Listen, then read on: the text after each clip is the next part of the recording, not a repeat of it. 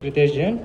I am working as consultant urologist and andrologist at Reksha Hospital and Chetna IVF Center, Jodhpur. Today I will be speaking on microsurgical varicocelectomy, whether it is an overused surgery or is game changer. So when we talk about a patient of varicocele with male infertility, there are two important questions. First is, when should surgical management be considered in varicocele? And second question is, what is the gold standard or best surgery to treat varicocele? At the end of discussion, I will try to answer both of these questions. Now, whenever a patient with male infertility present with varicocele, we face various challenges. First is that varicocele affects 15 to 20% of the men overall, which escalates up to 40% in infertile men seeking treatment. 75 to 80% of the men with varicocele remain fertile without any surgical intervention. And it is also true that it is the most common surgical correctable cause of male infertility. Now, how it affects semen parameters? Because of the dilated veins and venous reflux, it increases the scrotal temperature, which leads to hypoxia and oxidative stress in the testicular tissue, which leads to impaired spermatogenesis, hormonal dysfunction, and possible effect on DNA fragmentation. Now, diagnosis. In the diagnosis, I would like to emphasize on mostly the clinical examination, because clinical examination is not only helpful in diagnosing a patient with varicocele, but it is also very important to find potential surgical candidate for a varicocele. Other tests that we use to diagnose varicocele are Doppler study, semen analysis is required in infertility cases, and in few cases, few more investigations are required to rule out secondary varicocele when the varicocele is right-sided or sudden onset. Now, examination of the patient should be done both in supine and standing position, and asking patient to do Valsalva so that we can clearly grade the type of the varicocele. Now, regarding the classification, Dubin and Ambler clinical classification is most commonly used, which includes 3 grading. In grade 1, varicocele is palpable only while standing during Valsalva. In grade 2, it is palpable also at rest while standing, and grade 3 is visible through the scrotal skin. One more grading is given when we are not able to identify the varicocele on clinical examination, but ultrasound is showing that there is varicocele. We call it as subclinical. Now, various types of ultrasound grading of varicocele is there, but the most commonly used is Sarteschi-Ligori classification, because it is the most complete and widely used classification. Examination techniques are clearly defined, and most of the parameters evaluated in the different classification are included. We are not going into the details of ultrasound grading, but there are 5 grades.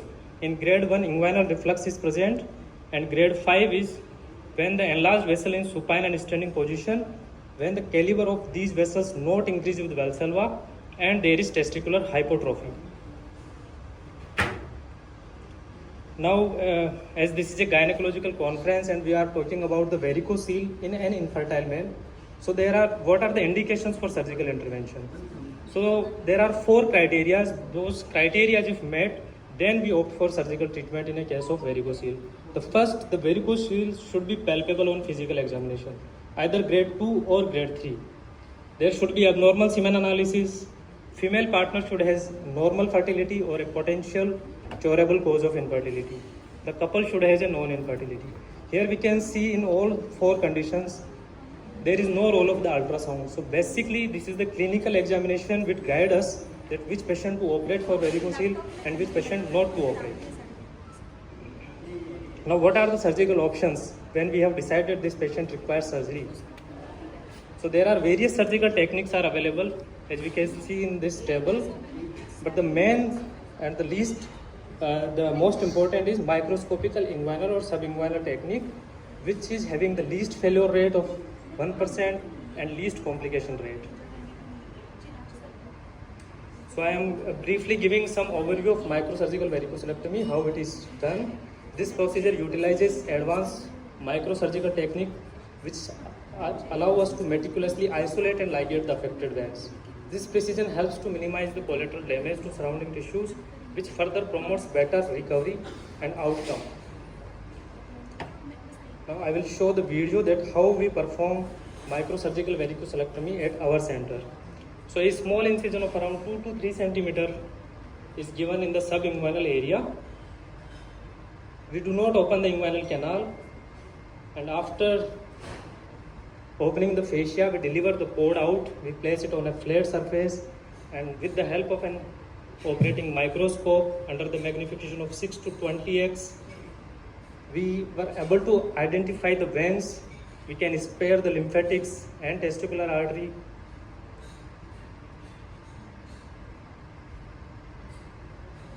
We have modified our technique in last 2 years as compared to traditional technique of ligating the veins.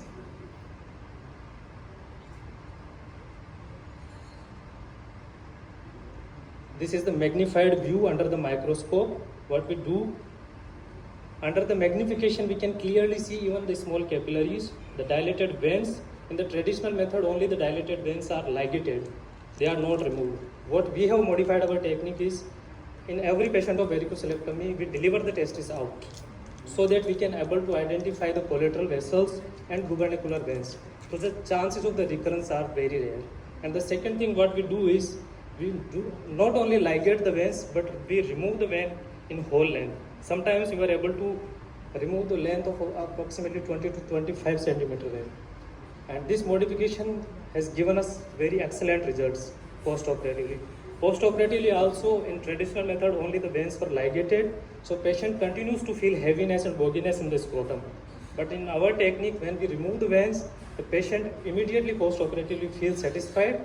And also, when in the traditional method, when we repeat ultrasound, there will be grade 1 or grade 2 varicocele will be there. So patient is not satisfied. That is still I am having varicocele on the ultrasound. So removing the veins help us in post-operative period also to counsel the patient. So our technique is modified. We deliver the testis out in every patient, ligate the gubernacular veins, and we do not only ligate the veins but also remove the veins in whole length. So this is a report of one of the patient which was operated at our center. Here we can see that there is grade 5 varicocele on the left side with testicular hypertrophy. And this is the report after 4 months surgery. We can see there is no varicocele, not even grade 1. Now coming to why it is considered a game changer. Because as we have discussed, it has lowest recurrence and complication rate. Improved fertility outcomes has been seen. It is also safe in bilateral and high-grade varicoceles, and the durability of results. Now, what are the criticisms in doing this microsurgical varicocelectomy or whatever the surgical technique we use? Because not all varicocele need surgery. Men with clinical varicocele remain fertile and asymptomatic. Treating all detected varicoceles may be unnecessary. Patient selection is the issue, which is mostly overused in men with normal semen analysis or unexplained infertility, dilutes its benefit. Only on the basis of ultrasound we cannot decide that this patient will require varicocelectomy or not. It should be a clinical diagnosis, and in respect to male infertility, we have to see all the parameters. It is highly resource demanding, which will need microscope, a longer operative time, microsurgical skills, which are not always justified in all settings. Now coming to the factors that associated with improved pregnancy outcome following varicocele treatment. If the patient is having grade 3, means palpable varicocele, the testis size is normal, hormone analysis normal, motile sperm count more than 5 million per ejaculate, and if the motility is more than 40%, these patients will show much improvement in pregnancy outcome following the treatment. So various studies have shown that there is dramatic improvement in fertility outcomes. Semen quality has been found to be improved in 60 to 88% of the cases. 27 to 70% of the patients achieved natural pregnancy after 1 to 2 years following the procedure. And even in agiospermic men, when properly indicated and properly done varicocelectomy, it has been seen that in 20 to 40% of the cases, patient regain sperms in the semen analysis. So what are the factors that are associated with poor outcome? Agiospermia. If the patient is having agiospermia and biopsy has been done and that is showing that there is Sertoli cell only pattern or arrest in early spermatocyte stage, then the varicocelectomy will not be helpful. If the patient is already having some genetic infertility like Y chromosome microdeletions, in those cases also varicocelectomy will not be helpful. Now coming to the varicocele surgery in azoospermic man. Yes, varicocele surgery can be done in azoospermic man if the patient is having grade 3 or 4 varicocele, the testis size is adequate with normal hormonal analysis and normal genetic testing. There are 20 to 40% chance of sperm appearing in the semen. 10 to 15% of the patient initiated spontaneous pregnancy following repair. The counts will remain still low, but ICSI, the chances of improvement in ICSIs are very high. If the biopsy reveals, we have already discussed, only Sertoli cell, only pattern and maturation arrest in early spermatocyte stage, they should not undergo varicocelectomy. So patient selection is the key. Palpable varicoceles will give various fantastic results. Younger patients with normal testicular size and hormone analysis will be very good for surgical candidate for varicocelectomy, and at the same time female factor should be ruled out. So what is the balanced step? It is a game changer when used in the right indication, and it is overused when done for subclinical varicocele, normal semen analysis, unexplained infertility without evidence of testicular dysfunction, and only on the basis of the ultrasound color Doppler report. We cannot identify which patient to operate and which patient not to operate. So there are two cases that I would like to discuss with you. A 31-year-old male with abnormal semen analysis. Ultrasound is showing that there is grade 1 varicocele. Clinically examination, there is no varicocele. So basically a subclinical varicocele. So should we offer varicocelectomy in this patient?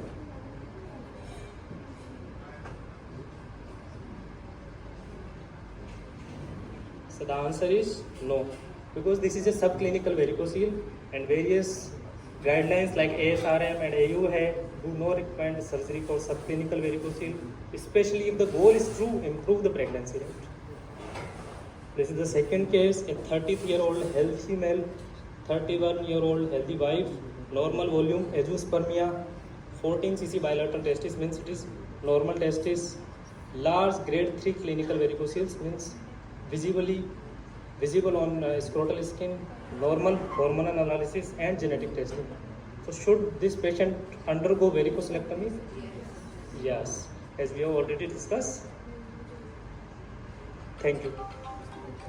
Preserving the lymphatics, so the chances of the complications are very minimal and the improvement is very much. How long will it take to improve semen analysis after varicocelectomy? Actually, it is seen that after 3 to 6 months, we repeat the semen analysis.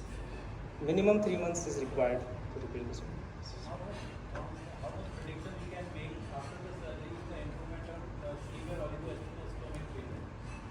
Sir, it depends on the pre-operatively condition of the patient. If the patient is having very good turgid testis, not hypotrophic testis, hormonal analysis is normal, and it is visibly palpable varicocele and visible varicocele that I have seen, the grade 3 varicocele clinically, because we have to decide based on the clinical examination, not on the ultrasound findings. Because if we send a same patient to 3 ultrasound, all 3 will give different grading of the varicocele. Someone will say it is grade 2, someone will say it is grade 1, someone will say grade 3. So we cannot decide on that factor. We have to clinically examine the patient, and then we have to decide that this patient will definitely benefit from varicocelectomy or not.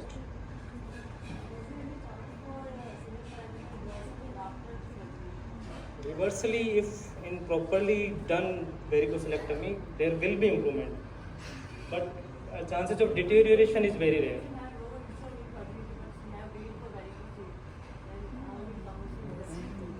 No, this is a different topic, because what we discussed is if a patient is infertile and the semen analysis is abnormal, then when to choose for varicocelectomy. There are certain other indications, such in adolescent patient. If 15-year-old male patient has come to you with grade 4 varicocele, then would you advise him for surgery? Yes, we can counsel him that in future, if at that time the testicular size is decreasing, if the patient is having pain, these are other indications for varicocelectomy. And we can counsel him that after you have to keep in regular follow-up after 6 months or yearly. If the counts start decreasing or if the testicular size started decreasing, then this patient will need varicocelectomy. Any experience of laparoscopic ligation or embolization? No, I have no experience of. Basically, we are doing microsurgical. In the second case, 14 cc is this normal size or you are considering it as small size? Because there are various gradings of this size also. That's why I have mentioned that 14 cc is, in this case, is normal. Because we have to identify according to the 10 stages. What is your experience with this hernia and varicocelectomy? I have seen few patients नमस्कार। who has regained sperm, but mostly हाँ अभी बाहर है out of आधे 10 घंटे में आ जाएंगे patients, बोलो you can say 1 or 2 patients will gain sperm after varicocelectomy. Only 1 or 2 patients. But if you go for XC after varicocelectomy in azoospermia, the outcome will improve. You will find in microtessay, you will find some good sperms after varicocelectomy. Yes, gubernacular. This is one of the cause of recurrence of the varicocele. So if we are ligating the gubernacular veins, it is important. It is good. But the literature doesn't suggest. Yeah, literatures, there are mixed literatures, but some says that gubernacular veins should be ligated to prevent chances of recurrence. In recurrent cases, we will like it, but in regular, because of the very few recurrences in this microscopic varicocele ligation, never seen benefit of gubernacular veins ligation. Yeah, it is okay, but when we deliver the testis house, we were able to identify those collaterals also. So it is better for the patient if we ligate all the veins, and post-operatively ultrasound will be normal. And this hydrocele and all these complications happen because of this extra. Yeah, definitely. If there is extra resection, hydrocele will happen. Thank you, Dr. Pritesh, for very informative and interactive session.